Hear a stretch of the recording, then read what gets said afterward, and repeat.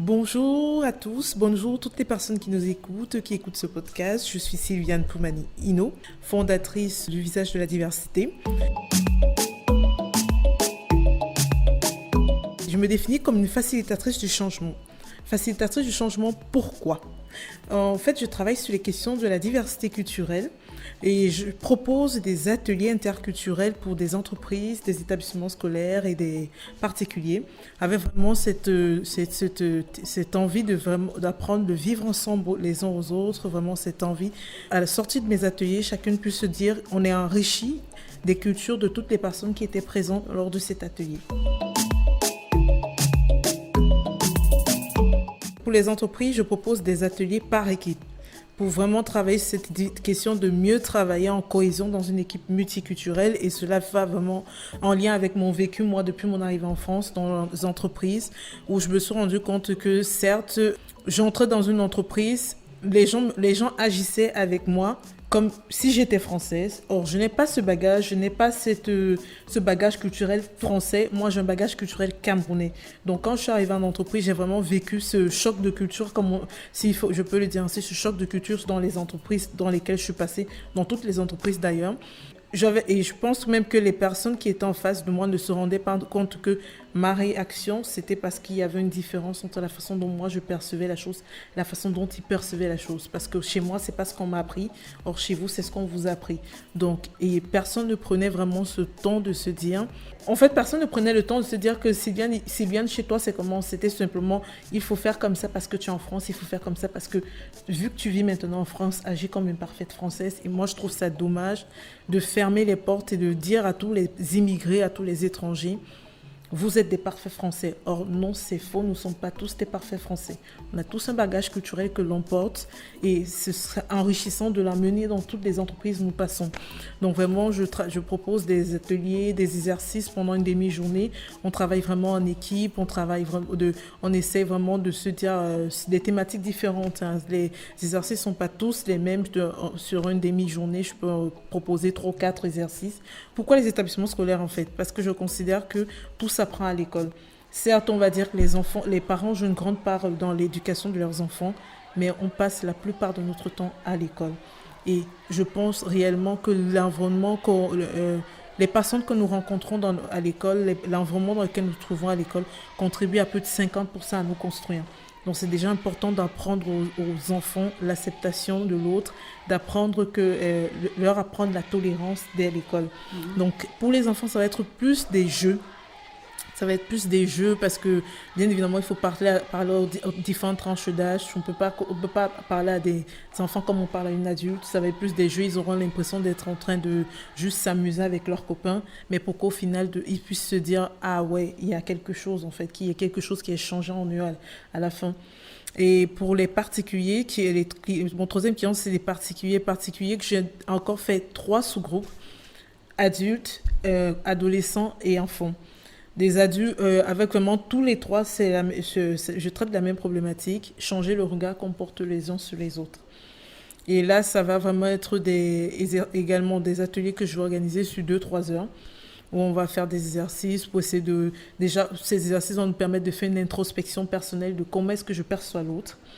Et après, on va pouvoir pousser un peu plus sur voilà comment je perçois l'autre. Est-ce que c'est la bonne ou c'est la mauvaise façon? Quoique dans toutes les choses, il n'y a pas de bon, de mauvais. Mais vraiment essayer de voir, est-ce que dans ma façon de traiter l'autre, est-ce que je traite l'autre comment j'aimerais qu'on me traite? Au départ, j'ai fait une série de 8 podcasts sur vraiment quelle est votre perception de la diversité culturelle en France. Donc, j'ai donné la parole à des personnes vraiment au profil d'assez différents.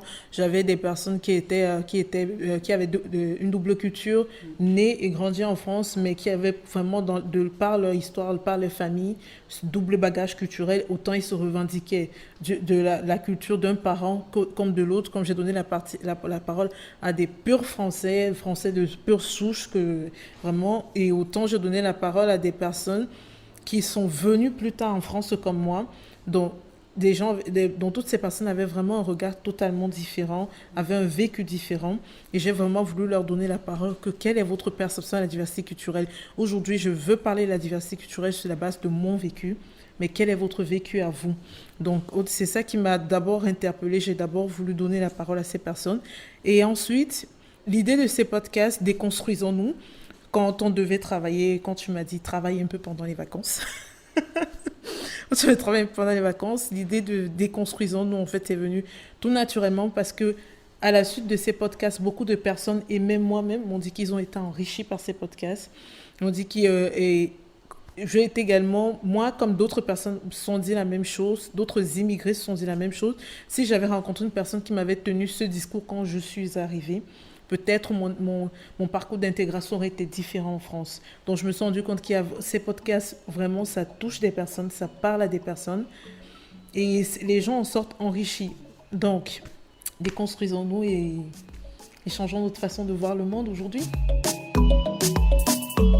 Comme contenu dans mes podcasts, en fait, j'ai deux types de contenu. Un premier contenu, vraiment en discussion one-to-one, on va dire ainsi, avec un professionnel.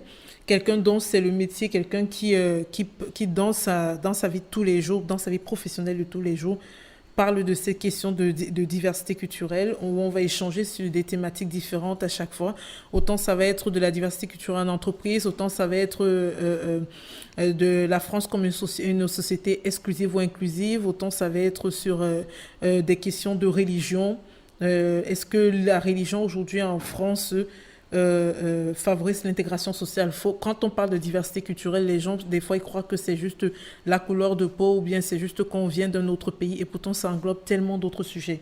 La religion fait également partie des axes de la diversité culturelle que beaucoup de personnes ne traitent pas. Donc vraiment, dans ces podcasts, je vais essayer vraiment, avec les professionnels, d'aborder des angles différents et de traiter le sujet. Genre, je n'ai pas envie de dire de façon pointue, mais vraiment que la personne puisse traiter des sujets beaucoup plus... pas forcément pointus parce que ça peut faire très boring, mais pas du tout, c'est pas ça. C'est des sujets qui sont qui sont très sérieux. Et ensuite, il y aura une partie vraiment où il sera plus table ronde, intergénérationnelle, où là, on traitera des sujets plus de la société. Et on essaierait un peu de partager nos différents points de vue, nos différents vécus, parce qu'il faut bien le dire, la diversité culturelle ne se vit plus de la même façon qu'elle se vivait il y a 20 ans. Elle ne se vit plus de la même façon qu'elle se vivait il y a 10 ans. Donc, même avec quelqu'un qui a juste 5 ans d'écart par rapport à moi, on n'a pas vécu la diversité culturelle de la même façon. Donc, c'est important d'avoir vraiment cette table intergénérationnelle où les gens puissent se dire, chacun puisse se donner son point de vue, partager son expérience sur des sujets vraiment sociétaux. Toutes les semaines sur le site de Upgrade Podcast et également sur mon site internet www.levisagedeladiversité.com.